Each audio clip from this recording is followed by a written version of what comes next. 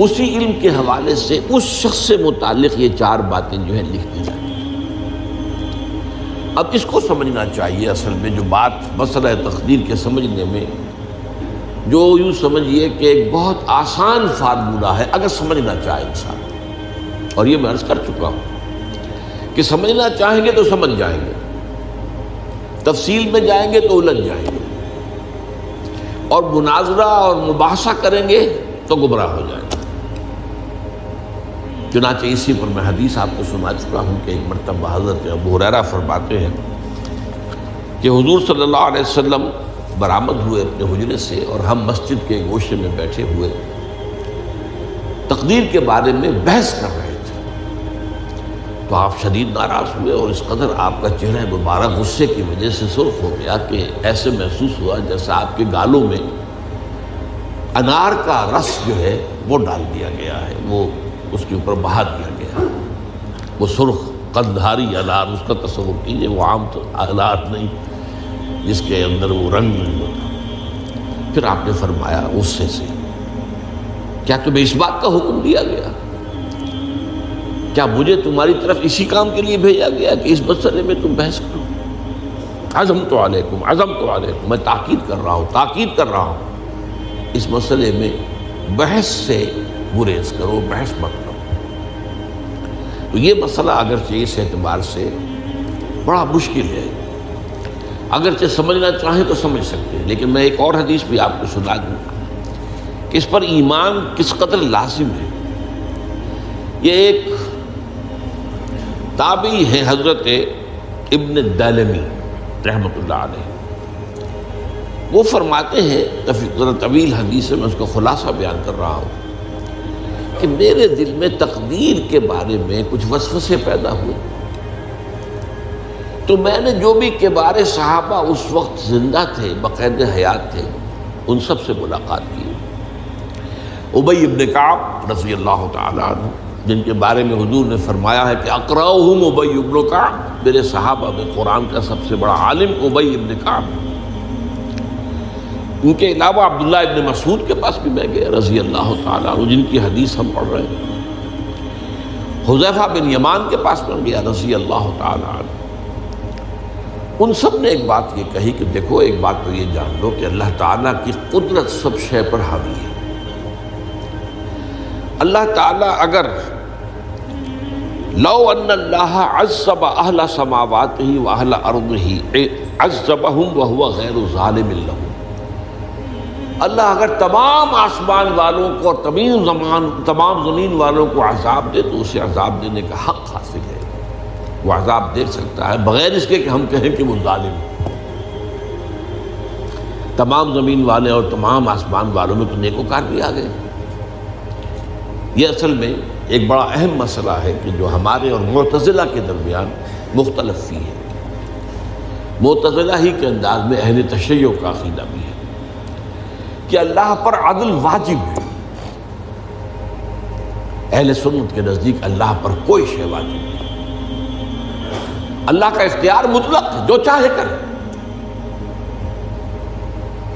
چنانچہ وہ ظالم کو معاف کر سکتا ہے جب چاہے، اور وہ کسی اچھے آدمی کو عذاب دے سکتا ہے جب چاہے۔ یغفر لمن یشاء ویعذب من یشاء واللہ علی کل شیء قدیر۔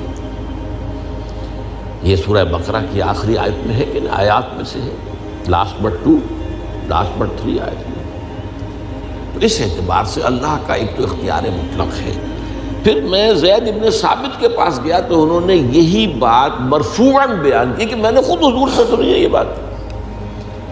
باقی 3 صحابہ کے بارے میں تو وہ کہتے ہیں کہ انہوں نے گویا کہ اپنی رائے کا اظہار کیا، اور اگر اللہ تعالیٰ چاہے لو رحمہم، تمام آسمان والوں اور تمام زمین والوں کو بخش دے اور رحم کرے، لکانت رحمتہ خیرا لہم من اعمالہم، تو اس کی رحمت جو ہے وہ یقیناً لوگوں کے اعمال سے بہت بالا ہے، بلند و برتر ہے، تو جو چاہے کرے۔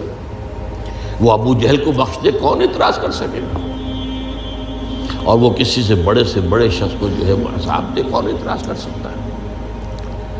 اس اعتبار سے پھر انہوں نے فرمایا وَلَوْ أَنفَقْتَ مِثْلَ أُحَدٍ ذَهَبًا اور دیکھو ابن الدیلمی جان لو، اگر تم احد کے پہاڑ کے برابر سونا اللہ کی راہ میں خرچ کرو گے فی سبیل اللہ، ما قبل اللہ منک حتی یؤمن بالقدر، اللہ تعالیٰ اسے تم سے قبول نہیں کرے گا جب تک کہ تم تقدیر پر ایمان نہیں رکھو۔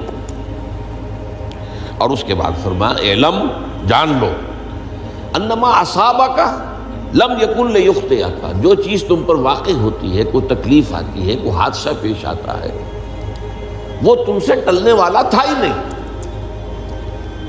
مطلب یہ کہ تم سوچو کاش میں یوں نہ کرتا، یوں کر دیتا، اگر یہ ہو جاتا وہ ہو جاتا تو میں بچ جاتا، نہیں، وہ تو آنے والی بات تھی، وہ اللہ کی کتاب، وہ اللہ تعالیٰ کے علم قدیم کے اندر پہلے سے لکھا ہوا تھا، تو موجود ہے، تو وہ تو آنی ہی آنی تھی۔ وَأَنَّمَا أَخْطَأَكَ لَمْ يَكُنْ لِيُصِيبَكَ، اور جو چیز کہ تم سے چھوٹ گئی، جاتی رہی، تمہارے ہاتھ سے نکل گئی، ممکن ہی نہیں تھا کہ وہ تمہیں ملتی، وہ اللہ تعالیٰ کا وہ جو علم قدیم ہے اس کے اندر پہلے سے طے ہے۔ وَلَوْ مِتَّ عَلَىٰ غَيْرِ هَٰذَا لَدَخَلْتَ النَّارَ، اگر دیکھو تم غور سے سن لو، اگر اس عقیدے کے سوا کسی اور پر تمہاری موت واقع ہوئی تو جہنم میں داخل ہو جاؤ۔ تو یہ اس ایمان بالقدر کی اہمیت کا معاملہ، اس کے لیے جو میں کہہ رہا تھا کہ ایک فارمولہ جو سمجھ میں آ سکتا ہے وہ یہ ہے، انگریزی کی جو اصطلاحات کے حوالے سے پہلے میں واضح کروں گا وہ ذرا زیادہ واضح ہے۔ ایک ہے پری نالج، کسی چیز کا علم پہلے سے ہونا، ایک ہے پری ڈیسٹینیشن، کسی شے کا پہلے سے طے پا جانا۔ ان دونوں میں گڑبڑ کا نہیں کرنا چاہیے۔ اللہ کا علم قدیم اس کے جبر کو مستلزم نہیں ہے، اس کا علم ہے یہ کہ تم یہ کرو گے، اس کا مطلب یہ نہیں ہے کہ تم اس کے جبر کے تحت کر رہے ہو۔ اس کی ایک سادہ سی مثال میں دیا کرتا ہوں، پھر میں عرض کروں گا، سمجھنا چاہیں تو یہ فارمولہ بہت کافی ہو جائے۔ آپ کسی بچے کے سامنے کوئی کھلونا ڈال دیں، آپ کو تقریباً یقین ہے وہ متوجہ ہوگا، اسے اٹھائے گا۔ ہو سکتا ہے بچہ کسی اور دھن میں ہو اس وقت، ادھر اس کی توجہ کسی اور کو نہ اٹھائے۔ اگر وہ اٹھا لیتا ہے تو آپ کے مجبور کرنے سے تو اس نے نہیں اٹھایا، اس نے تو اٹھایا ہے اپنے انسٹنکٹ کے تحت کہہ لیں، اپنے ارادے کے تحت کہہ لیں، آپ مجبور تو آپ نے کی۔ لیکن اللہ تعالیٰ کا جو اندازہ ہوتا ہے، وہ اندازہ قدر کے معنی اندازہ بھی ہے، میں بیان کر چکا ہوں آپ کو۔ اس کا جو علم قدیم ہے وہ غلط ثابت نہیں ہو سکتا، ظاہر بات ہے کہ پھر تو اعلیٰ کل شیء علیم وہ ہے ہی، اس کا علم قدیم جو ہے اس میں کوئی خطا نہیں ہو سکتی۔ یہ ہے در حقیقت پری نالج اور پری ڈیسٹینیشن، دونوں کے اندر فرق کر لیا جائے، یہ جبر نہیں ہے۔ ہاں اللہ تعالیٰ کا علم ہے، اس علم کے مطابق چیز جو ہے وہ لکھتی گئی ہے، وہ تو ہو کر رہی ہے، ہوتی تو ہے، لیکن اس کے